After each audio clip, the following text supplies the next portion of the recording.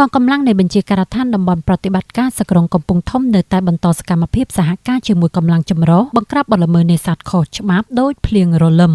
ឧត្តមសេនីយ៍តូសំសុនមេបញ្ជាការតំបន់ប្រតិបត្តិការសក្រុងកំពង់ធំអនុប្រធានអចិន្ត្រៃយ៍នៃគណៈកម្មការការពារទប់ស្កាត់និងបង្ក្រាបបទល្មើសធនធានធម្មជាតិខេត្តកំពង់ធំបានបញ្ជាក់ថានៅព្រឹកថ្ងៃទី16ខែមករាឆ្នាំ2026នេះកងកម្លាំងនៃបញ្ជាការដ្ឋានតំបន់ប្រតិបត្តិការសក្រុងកំពង់ធំដែលកំពុងប្រចាំការនៅទីបញ្ជាការស្រាលនៅឃុំពីមបាងស្រុកស្ទងខេត្តកំពង់ធំដឹកនាំដោយលោកវរៈសេនីយ៍ត្រីភោគប៊ុនធឿននាយទាហាននៃបញ្ជាការដ្ឋានតំបន់ប្រតិបត្តិការសក្រុងកំពង់ធំបានបន្តសហការជាមួយកម្លាំងចម្រុះសកម្មភាពបង្ក្រាបឧបករណ៍នេសាទខុសច្បាប់នៅតំបន់បឹងឆ្លាមក្នុងភូមិសាស្ត្រឃុំពីមបាងស្រុកស្ទងដោយបានកាប់បំផ្លាញចោលរបាំងអួនក្រឡាញឹកខុសច្បាប់ចំនួន2របាំងប្រវែងជាង550ម៉ែត្រលុកសាច់អួនចំនួន5លុកលបលូចំនួន10មាត់បង្គោលចំនួនជាង300ដើមនិងបានចាក់លែងត្រីចម្រុះចូលក្នុងទន្លេវិញប្រមាណ7គីឡូក្រាមជាមួយនោះដែរកងកម្លាំងចម្រុះនៅទីបញ្ជាការស្រាលក៏បានបន្តល្បាតទាំងពេលយប់និងពេលថ្ងៃនៅតំបន់បឹងទន្លេឆ្មាដែលជាកន្លែងអភិរក្សពូជត្រីផងដែរ